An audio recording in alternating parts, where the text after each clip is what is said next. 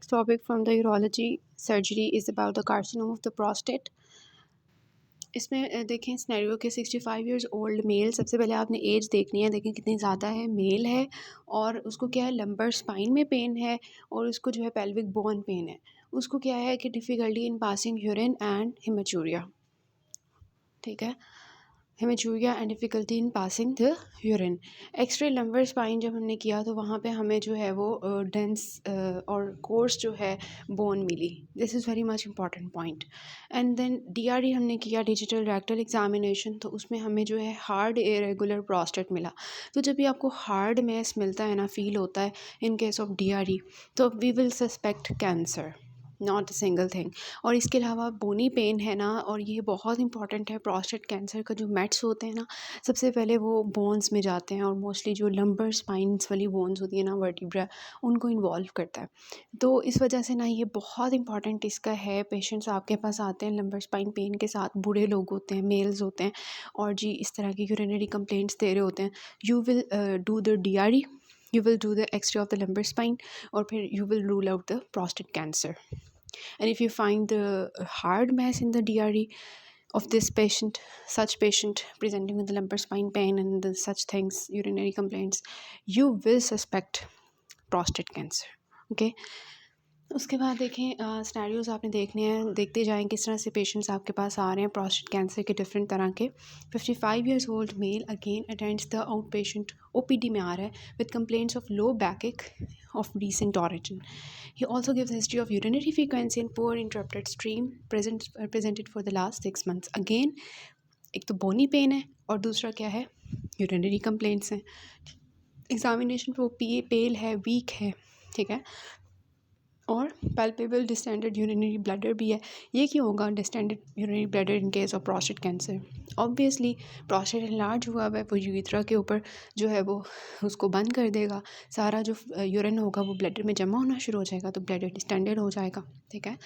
और डीआरई में अगेन हमें जो है हार्ड प्रोस्टेट मिला है। सो सिंपली मतलब बहुत ही आसान सिनेरियोज जो कि आपको प्रोस्टेट कैंसर की तरफ लेके जा रहे हैं। 3 चीज़ें आपने याद रखनी है, bony pain, urinary complaints and DRE पे आपको हार्ड मैस मिल गया, ठीक है। लेकिन man of 65 years present the nocturnal frequency and poor stream, again the urinary complaints. Rectal examination shows the nodular mass in the right lateral lobe of the prostate which is firm to hard in consistency. यहाँ पे उन्होंने आपको बोनी pen नहीं दी, आपको उन्होंने urinary complaints दे दी हैं और वही डीआरई पे हार्ड मैस दे दिए, ठीक है। तो इस तरह के आपके सिनेरियोज आए हुए हैं प्रोस्टेट कैंसर के। अब इनके जो यूक्यूज़ के क्वेश्चंस हैं इनको हम एंड पे सॉल्व करेंगे after discussing the topic from the talker. So carcinoma of the prostate, men जो हैं over the age of 65 years, उनमें मोस्ट कॉमन जो मेलिग्नेंट ट्यूमर होता है दैट इज़ प्रोस्टेट। उसके बाद ये है कि कौन सी रीजन में ये इन्वॉल्व करता है। When we discussed about the anatomy of the prostate gland, we discuss that in the peripheral zone the most common, it is the most common site for the cancer, ठीक है। तो peripheral zone जो है वो हमारा जो है involve करता है। इस वजह से अगर हम प्रोस्टेट की सर्जरी करते हैं और उसमें हम उसके दूसरे जोन्स निकाल देते हैं, सेंट्रल जोन, ट्रांजिशनल जोन, और हम अपने पेरिफेरल जोन को नहीं निकालते तो कोई फ़ायदा नहीं है। पेरिफेरल जोन को सबसे पहले निकालें क्योंकि वहाँ पे कैंसर ओरिजिनेट कर रहा है। देन रिस्क फैक्टर्स, एक तो आपको पता है एज की वजह से इंक्रीज इंसिडेंस विद एज। इसी तरह रेस में कि ब्लैक्स के अंदर ज़्यादा कॉमन है। फिर इसी तरह डाइट जो है, जो लोग हाई फैट इंटेक करते हैं उनके अंदर ज़्यादा है। फिर जिनकी पॉजिटिव फैमिली हिस्ट्री है, ऑब्वियसली कैंसर की पॉजिटिव फैमिली हिस्ट्री होना बहुत एक इम्पॉर्टेंट चीज़ होती है। तो फिर हमने पूछ लेना उनसे कि आपको पहले किसी को इस तरह का कोई कैंसर हुआ हो तो वो आपको बताएंगे, ठीक है। पैथोलॉजी क्या है कि ज़्यादातर जो ये कैंसर होता है ये एडिनोकार्सिनोमा होता है। इसके अलावा स्प्रेड इसका क्या होता है, किसी भी कैंसर का जो स्प्रेड होता है वो कैसे होता है, या तो वो वहाँ से लोकली एक मतलब प्रोस्टेट के अंदर बढ़ा हुआ है, वहाँ से लोकली वो इर्द गिर्द के स्ट्रक्चर्स में चला जाएगा, या वो किसी ब्लड वेसल के थ्रू पूरी बॉडी में फैल जाएगा, या फिर वो लिम्फेटिक्स के थ्रू फैल जाएगा। तो लोकली वो कहाँ जा सकता है, वो प्रोस्टेट के अंदर पड़ा हुआ है। प्रोस्टेट के पास क्या क्या चीज़ें हैं आपको पता है ना, यूरीथ्रा होता है उसके बिल्कुल अंदर, ऊपर यूरिनरी ब्लैडर पड़ा हुआ है, तो कहाँ कहाँ जा सकता है।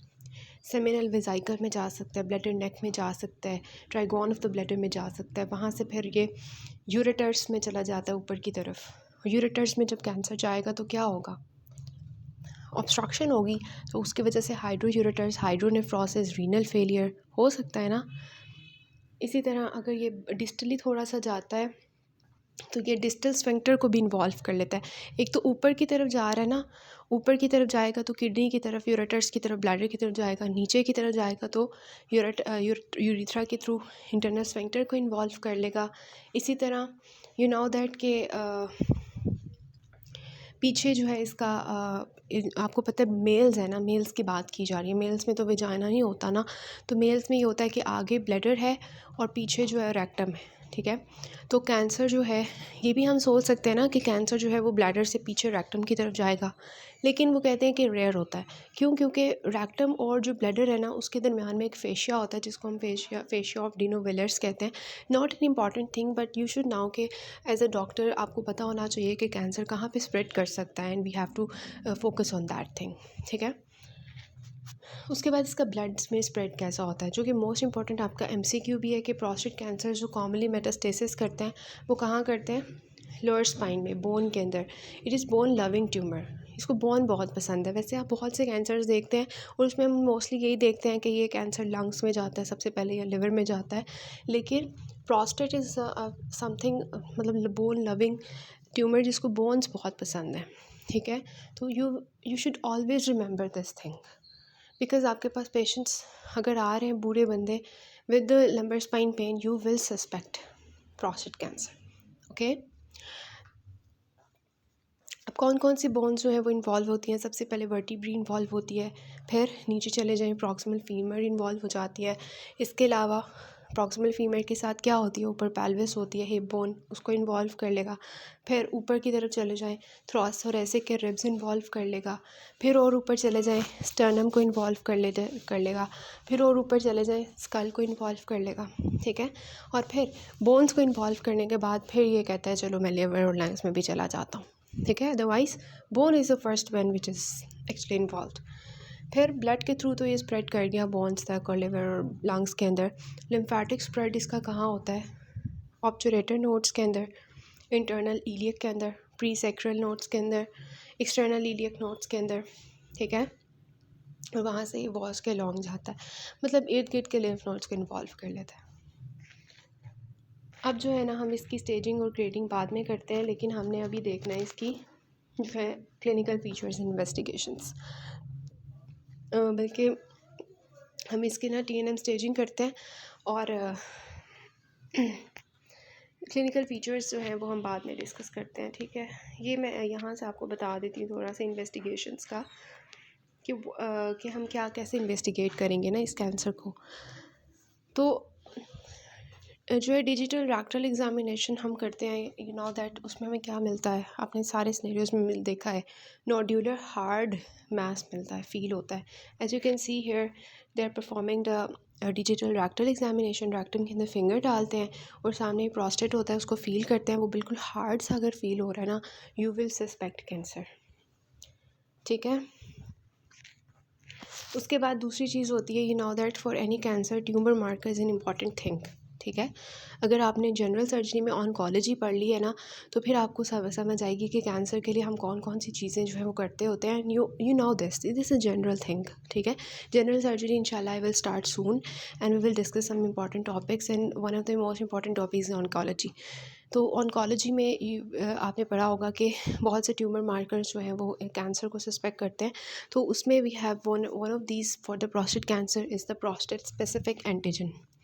अब प्रोस्टेट स्पेसिफिक एंटीजन का लेवल हमने देखा था कि 4 तक होगा तो ये होगा और इस तरह से ना, और हमने बिनाइन प्रोस्टेटिक हाइपरप्लेजिया में देखा कि अगर 20 से ज़्यादा हमें मिल जाता है ना, 20 नैनोग्राम्स पर लीटर, तो ये आपने इसका ना इसकी वैल्यू याद रखनी है।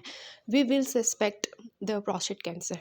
लाइक जैसे पैंक्रियाटाइटिस होता है किसी को, तो हम कहते हैं कि 4 फोल्ड इंक्रीज एमालेज होगा, मतलब 2000 इंटरनेशनल यूनिट्स से ज़्यादा होगा, वी विल सस्पेक्ट पैंक्रियाटाइटिस। तो इसी तरह ये भी इम्पॉर्टेंट चीज़ है कि value is the most important thing, ठीक है। तो ये हमारी चीज़ आ जाती है। तो ये हमारी होती है प्रोस्टेट स्पेसिफिक एंटीजन। उसके बाद जो है हमारे पास आता है यू नो दैट किसी भी कैंसर के लिए आपने देखना है, विजुलाइज करना है डिजिटल रेक्टल एग्जामिनेशन। तो जब जस्ट आपको हार्ड फील होगा, प्रोस्टेट स्पेसिफिक एंटीजन जस्ट आपको ट्यूमर मार्कर शो करेगी कि हाँ वाकई कोई ट्यूमर है। बट उस ट्यूमर को सामने देखने के लिए, उस कैंसर की हिस्टोलॉजी को सामने देखने के लिए you have to perform the biopsy for any cancer. ठीक है, तो हम क्या करेंगे, किस तरह से बायोप्सी लेंगे, अंदर प्रोस्टेट के अंदर से कोई टिश्यू हमने निकालना है तो किस तरह से निकालेंगे, कुछ चीज़ अंदर घुसाएंगे तो निकलेगा ना। तो here we do the trans rectal ultrasound and biopsy technique. ठीक है, अगर हमें वो DRE पे मिल जाता है तो फिर हम लोकल एनेस्थीसिया देते हैं और फिर हम जो है वो उस जगह को, प्रोस्टेट को विजुलाइज करते हैं, उसकी बायोप्सी लेते हैं, ट्रू कट लेते हैं या इस तरह से। ठीक है, और फिर हम उसको हिस्टोपैथोलॉजी जो है ना उसकी करते हैं and we will then rule out the grading of the tumour, well differentiated है, मॉडरेटली डिफ्रेंशिएटेड है या पुअरली डिफ्रेंशिएटेड है, इसकी कितनी वो ग्रेडिंग है कैंसर की। देन ग्रेडिंग तो हमने कर ली बायोप्सी के थ्रू, लेकिन अब हमने देखना है कि उसकी स्टेजिंग क्या है। ठीक है, तो for the staging of cancer now that you do the MRI CT scan to check for the extent of the tumour, tumour कहाँ तक गया है। तो उसके लिए हम MRI और CT स्कैन करते हैं पेल्विस का। अगर हमें बायोप्सीज पॉजिटिव मिल जाती हैं, ग्रेडिंग हमें पता चल जाती है, तो फिर हम ये जो है वो करते हैं, उसकी लोकल एक्सटेंट इन्वॉल्व करते हैं, देखते हैं उसकी लिम्फ नोड इन्वॉल्वमेंट देखते हैं। Then is a bone scan. Bone scan क्यों कर रहे हैं यहाँ पर, कि हम जो है वो बताएं कि हमारा जो है वो बोन्स को तो नहीं इन्वॉल्व कर लिया उसने। और फिर हम क्या करते हैं, रेडियोग्राफी करते हैं। रेडियोग्राफी जिसमें हम जो है वो चेक करते हैं कि हमारा जो कैंसर है वो कहाँ तक गया है। तो एक्सरे चेस्ट करेंगे कि अगर लंग्स और रिब्स में तो नहीं चला गया, उसको देखने के लिए। और CT चेस्ट जो है वो हम कर सकते हैं एक्सरे की जगह। और लंबर स्पाइन की भी हम करेंगे x rays to check for the metastasis, जैसे कि आपने स्नैरियो में देखा था कि एक हमने किया हुआ था। फिर आपने ये याद रखना है कि आपको जो है वो क्या मिलेगा ना, बेली एंड लव में लिखा हुआ है ये दो चीज़ें कि आपको प्रोस्टेट के केस में जब बोन्स की इन्वॉल्वमेंट हो जाएगी तो आपको बोन्स कैसी नज़र आएंगी एक्सरे पे। तो यू विल से कि बोन्स आपको डेंस नज़र आएंगी और ऑस्टियोलिटिक और स्क्लेरोटिक मेटास्टेसिस मिलेगी। ठीक है, मतलब बोन्स जो हैं ऑस्टियोलिटिक भी हो रही होंगी, टूट भी रही होंगी, और स्क्लेरोटिक भी हुई होंगी। ठीक है, तो ये चीज़ें मिलती हैं। फिर obviously to check for the metastasis in the liver आप क्या करोगे, लिवर फंक्शन टेस्ट करोगे। ठीक है, तो लिवर को तो नहीं इसने इन्वॉल्व कर लिया, उसके जो फंक्शंस हैं उसको तो नहीं पैर कर दिया। तो क्या क्या चीज़ें हैं कैंसर की इन्वेस्टिगेशंस के लिए, वैसे तो जनरल हमारी चलती रहती हैं, but here for the cancer सबसे पहले आपने डिजिटल रेक्टल एग्जामिनेशन की, फिर आपने जो है उसका antigen level, prostate specific antigen level check कर लिया, ट्यूमर मार्कर कर लिया, फिर आपने देखना है उसकी ग्रेडिंग क्या है। तो उसके लिए आप क्या करोगे, ट्रांसरेक्टल अल्ट्रासाउंड एंड बायोप्सी लोगे। फिर आपने देखना है स्टेजिंग क्या है, तो MRI CT scan, chest x ray, chest CT scan, lumbar spine x ray, ये सब कुछ कर लिया। बोन स्कैन कर लिया मैट्स को देखने के लिए, और फिर LFTs करवा लिए लिवर को चेक करने के लिए। ठीक है, तो ये हमारी चीज़ें आ जाती हैं। मैं आपको इसकी TNM स्टेजिंग बताऊंगी। TNM स्टेजिंग जो है इसी को देखते हुए हम इसका ट्रीटमेंट करेंगे। स्टेजिंग जो है वो लिखने के लिए आपसे ऐसा नहीं पूछते कि right the staging of this cancer, but for the treatment you should now कि मेरा पेशेंट जो है वो इस स्टेज पे है तो मैंने उसको कौन सा ट्रीटमेंट देना है। ठीक है, और ट्रीटमेंट में आप लिखोगे भी कि ये स्टेज है तो मैं इसमें ये कैंसर, इसका ट्रीटमेंट ऐसे करूँगा, ये स्टेज है तो ऐसे करूँगा। ठीक है, तो treatment is staging is easy. ठीक है, सबसे पहले T0 जो होता है उसमें किसी भी कैंसर के लिए हम कहते हैं कि कोई ट्यूमर हमें नहीं मिला तो T0 है। अगर ट्यूमर हमें पैल्पेबल नहीं है, ठीक है, हमने जो है वो पैल्पेबल नहीं है, कुछ नहीं पता कि पता नहीं कैंसर है नहीं है, लेकिन पैल्पेबल नहीं है, तो फिर हमारा जो है वो T1 स्टेज होगी। ठीक है, अब T1 जिसमें नॉन पैल्पेबल है उसमें फ़र्दर 3 स्टेजेस आ जाती हैं A B C। अगर जो है वो लेस देन 5% है तो दैट इज़ A, अगर मोर देन 5% है तो दैट इज़ B, और अगर जो है वो PSA रेज्ड है तो दैट इज़ C। लेकिन T1 के केस में हमारा ट्यूमर जो है वो पैल्पेबल नहीं होगा, छोटू सा होगा। फिर हमारा T2 स्टेज आ जाती है। उसमें क्या होगा कि हमारा जो कैंसर होगा वो कैप्सूल के अंदर अंदर होगा, प्रोस्टेटिक कैप्सूल के अंदर अंदर होगा, तो T2 स्टेज होगी। और अगर वो कैप्सूल को इन्वेड कर गया है तो दैट इज़ T3 स्टेज, ठीक है। और T4 हमेशा यही होती है कि डिस्टेंट मेटास्टेसिस। तो ये आसान है ना, देखें T1 is not palpable, T2 is के कैप्सूल के अंदर है, T3 इज़ कैप्सूल के बाहर है, और T4 डिस्टेंट मेटास्टेसिस, ठीक है। तो T2 में फर्दर वो बता रहे हैं कि अगर जो है उसने एक लोब का लेसन हाफ इन्वॉल्व किया है और कैप्सूल के अंदर अंदर तब T2A है। अगर जो है उसने मोर देन हाफ इन्वॉल्व कर लिया है तो B है। अगर दोनों लोब्स को इन्वॉल्व कर लिया है तो C है। इसी तरह अगर वो कैप्सूल को इन्वेट कर लेता है, सेमिनल वेसिकल को इन्वेट कर लेता है तो T3 है। लेकिन अगर वो प्रोस्टेट कैप्सूल से भी बाहर निकला है और उसने सेमिनल वेसिकल को इन्वॉल्व नहीं किया तो A है। अगर सेमिनल वेसिकल को भी इन्वॉल्व कर लिया तो B है। और फिर T4A में क्या होगा, एडजेसेंट स्ट्रक्चर्स में जाएगा, और T4B में क्या होगा, वो पेल्विक साइड वॉल तक एक्सटेंड कर गया होगा, ठीक है।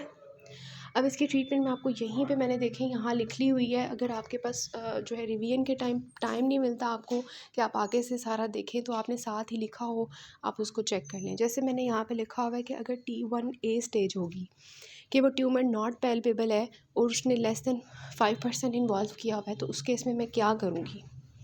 देखें, जब भी थोड़ी स्टेज होती है ना, उसमें हम ना पेशेंट्स को इतना तंग भी नहीं करते और ना हम इतनी इंटरवेंशन करते हैं। हम क्या करते हैं, हम वेटफुल वॉचिंग करते हैं, ऑब्ज़र्व करते हैं, फॉलो अप पे रखते हैं पेशेंट को, ठीक है।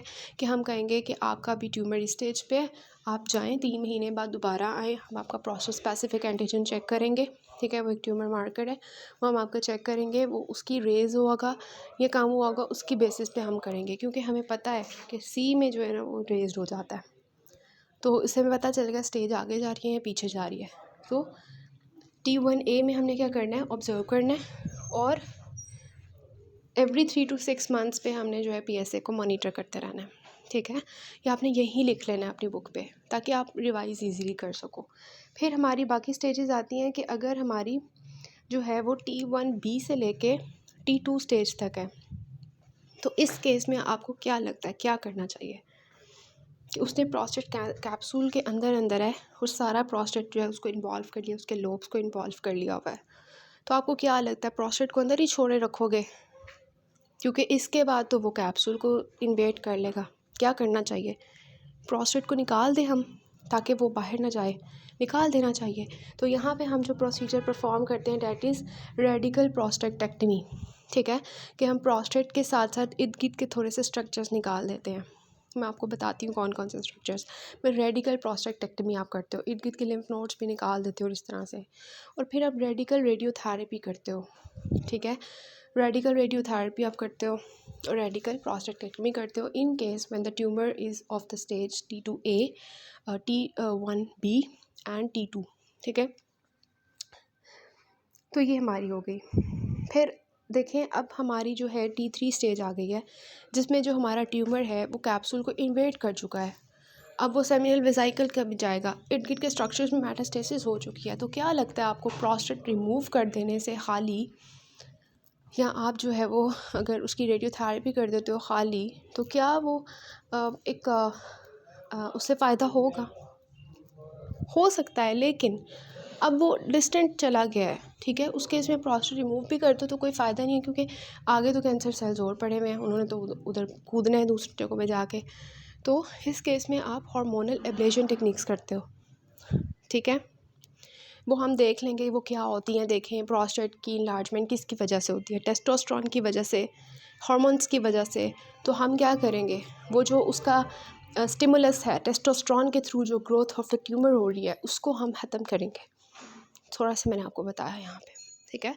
तो मैं आपको यहाँ से ही थोड़ा सा बता दूँगी। देखिए, ट्रीटमेंट अगर हमारा T1A डिज़ीज़ है तो वॉचफुल वेटिंग करनी है हमने, और PSA की मेजरमेंट्स करनी है 3 to 6 मंथ्स, ठीक है। तो ये हो गई T1A, ये लिखी हुई है ना। T2A और T2 तक, T1B से लेकर T2 तक हमने क्या करना है, रेडिकल रेट्रोप्यूबिक प्रोस्टेक्टेक्टमी। रेट्रोप्यूबिक मतलब प्यूबिक सिम्फिसिस के पीछे प्रोस्टेट पड़ा हुआ है, तो वहाँ से हम करेंगे, ठीक है। उसके बाद रेडिकल रेडियोथेरेपी, अब रेडिकल प्रोस्टेटेक्टमी में हम क्या करते हैं कि वो जो हमारा प्रोस्टेट होता है उसको रिमूव कर देते हैं, entire prostate, surrounding tissues, seminal vesicles, और इसके अलावा हम जो है वो बायलेटरल पेल्विक लिम्फ नोड्स, इन सबको हम रिमूव कर देते हैं। तो ऑब्वियसली जब हम इन सबको रिमूव कर देंगे तो क्या रह जाएगा, ऊपर ब्लैडर की नेक रह जाएगी, नीचे यूरिथ्रा रह जाएगा। तो हम यूरिथ्रा का जो मेम्ब्रेनस पार्ट है उसको, जो प्रॉक्सिमल यूरिथ्रा होता है, उसको पकड़ के ब्लैडर नेक के साथ जोड़ देंगे।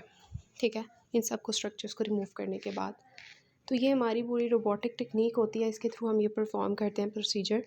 और ये आपने याद रखना है, इस प्रोसीजर का ना फ़ायदा ये होता है 10 ईयर सर्वाइवल होता है। अगर हम प्रोस्टेक्टेक्टमी करते हैं रेडिकल, और जो है ये सारा कुछ रेडिकल प्रोस्टेक्टमी में बंदा 10 साल तक ज़िंदा रहता है। ठीक है,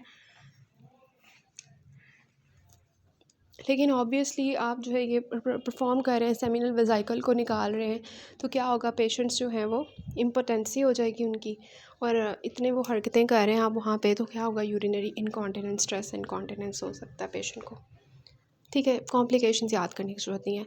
दूसरा हमारा क्या था इसमें ऑप्शन, एक रेडिकल प्रोस्टेक्टेक्टमी का था, और दूसरा क्या है, रेडिकल रेडियोथेरेपी का। अब रेडिकल रेडियोथेरेपी जो है उसकी हम बाहर से भी रेडियोथेरेपी कर सकते हैं। ठीक है, एक्सटर्नल बीम रेडियोथेरेपी, और दूसरी हम ब्रेकी थेरेपी भी कर सकते हैं, जिसमें हम एक रेडियो एक्टिव मटीरियल रख लेते हैं ऐसे करके प्रोस्टेट के पास, और वो जो है ना थोड़ी थोड़ी शुआएं निकालता रहता है अपने अंदर से, और ट्यूमर को ख़त्म करता जाता है जो इर्द गिर्द होता है। ठीक है, तो ये दो ऑप्शंस होते हैं रेडिकल रेडियोथेरेपी में, या एक्सटर्नल बीम है या फिर ब्रेकी थेरेपी है।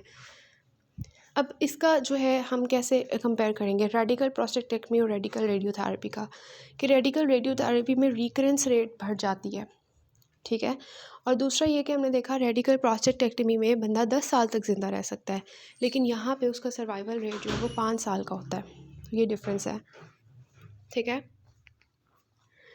उसके बाद जो है हमारी अगर मेटास्टेटिक डिजीज़ है तो उसमें मैंने आपको बताया हार्मोनल एब्लेशन टेक्निक करते हैं। ठीक है, और पैलिएटिव ट्रीटमेंट करते हैं। हार्मोनल एब्लेशन जो है, हमने देखा कि प्रोस्टेट हमारा टेस्टोस्टेरोन डिपेंडेंट ट्यूमर है, तो हम क्या करेंगे, टेस्टोस्टेरोन को ख़त्म कर देंगे ताकि ट्यूमर का साइज़ बढ़े ना। तो इसमें हमारे जो ऑप्शंस होते हैं, एक होता है ऑर्किडेक्टमी, जिसमें हम क्या करते हैं, टेस्टिस जो है उसको ही रिमूव कर देते हैं ताकि वो टेस्टोस्टेरोन प्रोड्यूस ही ना करे। ठीक है, हमारा एक ये हो गया। दूसरा क्या है, मेडिकल कैस्ट्रेशन। इसमें हम क्या करते हैं, देखें ये हमारे LH रिसेप्टर्स पड़े हुए हैं। ठीक है, इनके हम एगनिस्ट देंगे। वो जब एगनिस्ट हम देंगे जिसमें वी हैव द गोज़रेलिन एंड ल्यूपरलाइड, तो वो क्या करेंगे, एगनिस्ट तो कांस्टेंट उसके ऊपर रिसेप्टर के ऊपर स्टिमुलस देते जाएंगे। उसकी वजह से क्या होगा, वो रिसेप्टर्स जो हैं वो तंग आके डाउन रेगुलेट हो जाएंगे, और फिर LH की वजह से ही तो टेस्टोस्टेरोन प्रोड्यूस हो रहा था। तो जब LH का काम ही नहीं होगा तो टेस्टोस्टेरोन कैसे आएगा। तो एक ही हमारे पास टेक्निक हो जाती है। ठीक है, एंटी एंड्रोजेंस भी हम दे सकते हैं, फ्लूटामाइड वगैरह, और फिर रेडियोथेरेपी होती है। ये हम मल्टीपल मेटास्टेसिस के केस में हम देते हैं रेडियोथेरेपी जो है, ये हमारी होती है आइसोलेटेड भी दे सकते हैं। तो ये हमारी है कि हार्मोनल एब्लेशन में वी हैव द ऑर्किडेक्टमी, जिसमें टेस्टिस ही रिमूव हो जाएंगी जो टेस्टोस्टेरोन प्रोड्यूस कर रही थी। मेडिकल कैस्ट्रेशन पे जो है LH जो है वो ख़त्म हो जाएगा उसका काम, तो टेस्टोस्टेरोन प्रोड्यूस नहीं होगा। और थर्ड इज़ द रेडियोथेरेपी, ये हमारी होती है जब T3 स्टेज से आगे बढ़ जाए। ठीक है, तो समरी हमारी क्या है, T1A में हमने जस्ट सर्वेलेंस करनी है, ऑब्जर्व करना है और फॉलोअप पे रखना है 3 to 6 मंथ्स के लिए। T1B, T1C और T2 में we have 2 options in which we have the radical prostatectomy, अगर पेशेंट जो है वो 70 साल से छोटे हैं मतलब तो, और अगर 70 साल से ज़्यादा है तो फिर हम जो है वो रेडिकल जो है करते हैं रेडियोथेरेपी। और T3 और T4 के केस में हम क्या करते हैं, हार्मोनल एब्लेशन, जिसमें 3 चीज़ें होती हैं, ऑर्किडेक्टमी, ठीक है, और ये वाली जो है medical castration and the radiotherapy. ठीक हो गया। So this was all about the prostate cancer. Next time जो है इसकी जो है UQs डिस्कस कर लेते हैं।